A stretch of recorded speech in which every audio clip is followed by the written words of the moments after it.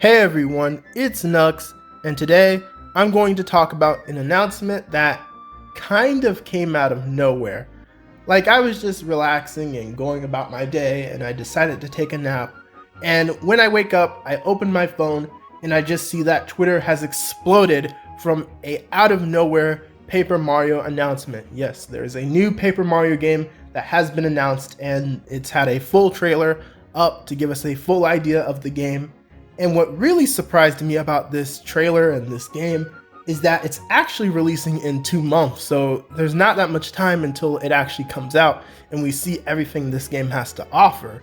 But in the meantime, I guess, since now that we know what the next Paper Mario game is, I feel like it's time that we should talk about it, especially since, there have been rumors leading up to this Paper Mario, and there have been all kinds of interesting details, such as the fact that this could be the Paper Mario that is a return to form for the series. And I was really hoping for that because, as you know, Mario RPGs as a whole are not in the best position right now. So a lot is riding on this game being really good. Now, is Origami King, Paper Mario Origami King, is this the game that could potentially get Paper Mario and Mario RPGs out the current hole that they're in? Let's talk about it. So the way that this trailer opens up is it opens up with this creepy origami figure of Peach coming out. And at first this is confusing because it's like, oh, is that Peach? What's going on here? And then she says a weird line about wanting to crease yourself and join this dark evil cult or something. And it just gives off that Shadow Queen kind of vibe because it's been a while since we've seen Peach, portrayed as something other than the happy-go-lucky princess. So that was kind of neat. And then the trailer folds and shows everything about the game, from the different types of enemies you'll be encountering, to people who could potentially be joining your side as partners, to the fact that Bowser is indeed not the main villain this time, but there is a new villain, and his name is King Ollie, and he's an origami-themed villain, and there's an origami-themed partner that I think is related to him possibly that works with Mario. And there's all sorts of crazy details with this trailer. Like, you can go watch it yourself if you just want to, see everything that there is to offer with this game. But now that I've seen the trailer, and now that a lot of you have seen the trailer, what I want to do is a discussion, and I want to say a bit of a rant, because this Paper Mario game, while it definitely does have some really interesting aspects and really cool looking aspects about it, there's also a lot of big red flags that point to the fact that it feels like Intelligent Systems has not fully understood the outcry that has been going on since Paper Mario Color Splash. Like, there's definitely some interesting things with this trailer, like the fact that Bowser isn't the villain and the fact that you could potentially have partners again, but there are a lot of red flags and just so many things about this game that just don't feel right. Now, I suppose the first thing we should talk about is the gameplay, because with any video game, of course, that's one of the most important things. But believe it or not, that's kind of one of the hardest things to really talk about with this game, because this trailer was kind of vague with the gameplay. We only see the gameplay in a few shots of the actual trailer. And from what we see, it is definitely, well, not fully the traditional Paper Mario gameplay. For starters, it doesn't look like the traditional RPG looking gameplay from the first two. There's now a weird roulette mechanic where Mario can spin the wheel in order to line up with enemies and all sorts of weird stuff like that. We do see that there is a Toad that could potentially help Mario in battle, so that might hint to the fact that partners can help you again in battle. But again, that's not a full guarantee. For all we know, that could be like summons, like from Sticker Star and Color Splash. It could be like stickers or cards where you just summon people to help you, rather than them being partners that actually can contribute to the battle with different abilities and specials. So that's very vague, and it's extremely concerning. Like, you would think that if this was a full return to Paper Mario's roots, that showing off the battle system would be one of the proudest things they do. Like, they would spend a good amount of time showing off that battle system. But the fact that they hid it so much throughout this trailer is a huge red flag, a huge red flag. The next thing that is very concerning about this game is the theme of this game and the things that center around that theme throughout the game. For starters, this game is clearly following up on the ideas of Sticker Star and Color Splash. The main pointer to this being, well, the name and theme of the game. You're fighting an origami guy, which is another stupid paper related type of thing in order to tie into the main theme of the game. And that is a huge problem, because the problem with Sticker Star and the problem with Color Splash is that they focused way too much on the paper aspect of Paper Mario. And something that I've been trying to tell people on Twitter and on other social media is that Paper Mario was known for being an RPG series. The paper part of Paper Mario was not to be the main theme of it, but it was more of an aesthetic that stood out the game. It's not something that's meant to be the main theme of the game. It's like Paper Mario isn't about cutting people up or doing weird things with paint. It's about being a more different approach to Mario with all sorts of cool stories, cool characters, and all that type of stuff. And the fact that they're still messing around with the stupid paper mechanics is just so concerning. Like, paper definitely, like, leaning into the paper side of Paper Mario has definitely brought good things. Like, it's given us some good paper themed jokes, and it's given us all sorts of cool visual details. But when it comes to the actual gameplay and storytelling, it has harmed it a lot. Then you have, of course, the partner of this game. Now, we do see various types of people that could be partners. There's like minions of Bowser's that'll assist you in this game and all sorts of other stuff. But there's also a paper sidekick that joins Mario's side, and this is Olivia or something like that, which is basically a little origami person, which fits in line with 𝗃𝗄𝗄𝗎 and can't even remember the character's name, Huey, I think the name was, or something like that, the paint bucket from Color Splash. It's basically another paper gimmick partner instead of actual partners with different abilities. Okay, so backing up to the whole Bowser's minions assisting you thing. So it's potentially hinted at that Bowser and some of his minions will be on your side throughout this journey. And that's kind of cool. It's kind of cool to team up with characters from Bowser's side trying to stop this one threat. It's definitely an interesting idea.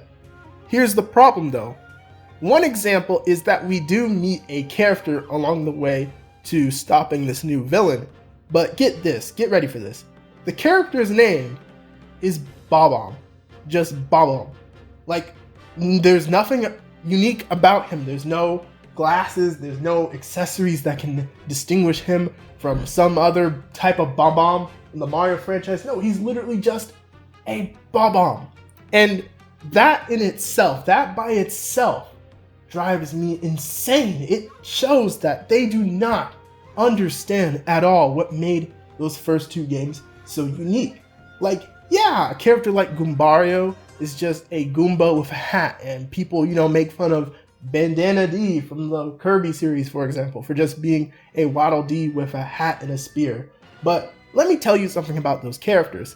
Yes, they're not the most original characters ever because they're basically generic enemies with properties to them, but what makes them so memorable and stand out amongst the average Goomba, the average Waddle Dee, is they have specific traits to them. They have different backgrounds. They have different movesets and special abilities that stand them out from other types of people in their species.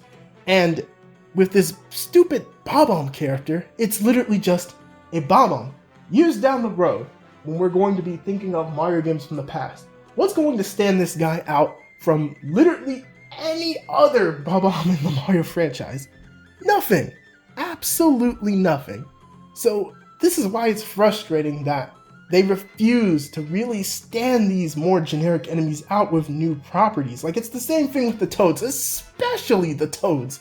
The butchering of the Toads and them still looking generic is just, oh, it hurts my head. And speaking of generic characters, not only are these potential partners and allies to Mario on this adventure, not only do they look super generic and there's nothing really special about them, but even the enemies Mario fights on this journey are not special looking. the excuse for this is that 𝗃𝗲𝗃𝗲𝗬𝗃 basically takes Bowser's army, so he's using Bowser's goons against him, such as Hammer Bros and Fire Bros and all that stuff. Which, great, what a great excuse, so that you don't have to come up with any new enemies and new types of characters to encounter on this adventure. Just perfect. Like, stuff like this is what really makes me think, like, even though Origami King, it doesn't look necessarily as bad and uninspired as Color Splash did when it was first revealed, but man oh man, it is like driving the line so much because there's so many huge red flags between the gameplay just looking so unclear, the partners being generic, the enemies being generic. Like, yeah, there's 𝗃𝗲𝗃𝗲𝗃, but that's one new bad guy. One new bad guy. Yeah, he might get some cool minions, or maybe there's some cool characters we might encounter along the way, but besides that, there's no one that looks really interesting in this game. There's maybe this one weird rubber band monster, but that's it. There's nothing that stands this out, and it's so frustrating. It is very frustrating that they don't understand. Like, oh god. Okay, before I lose my mind, I'm gonna move on from that. Oh yeah, the locations. Speaking of generic, I might as well get to the locations too while I'm just pissed off. The locations also are kind of a mixed bag. Now, some of the locations don't look a little interesting. Like, there's this autumn looking location that looks cool. There's this Arabian Shy Guy looking location that looks cool. Like, it's kind of based on that Arabian stage from Mario Kart 7, but the fact that we see it in an RPG is kind of cool. But there are some generic areas here too, such as a desert, a forest. Like, this game like plays with the line between creative and uninspired so much. Like, and it's so frustrating because I feel like this game, more than any game in Mario, needed to be creative, needed to have a strong first impression, because this is basically the game that is literally going to make or break the future of Mario RPGs. The Mario RPG series, the Mario and Luigi RPG series, the one made by Alpha Dream, as we know it, its fate is uncertain right now. We don't know what's happening with this series. Maybe they'll pass it to a new developer and that series will come back and give us a new fill for RPG madness. But in terms of, Mario RPGs, Paper Mario is really all we got. And maybe Rabbids. The fact that Mario and Rabbids could potentially be the best Mario RPG we've gotten in years is actually embarrassing. It hurts so much. Oh my god, I haven't felt this broken with a series since like Sonic, and that's saying a lot. I guess there's some other things that are interesting about this game I could point out, like the weird arm stretchy mechanic, but that's not interesting because it's basically very similar to the painting mechanic from Color Splash, where you use it to fix parts of the environments. Like, that's not very original at all. Alright guys, so it's very clear that I basically fell into rant mode more so than discussing mode, but let's wrap up this video basically. So, how do I feel about Paper Mario, the Origami King?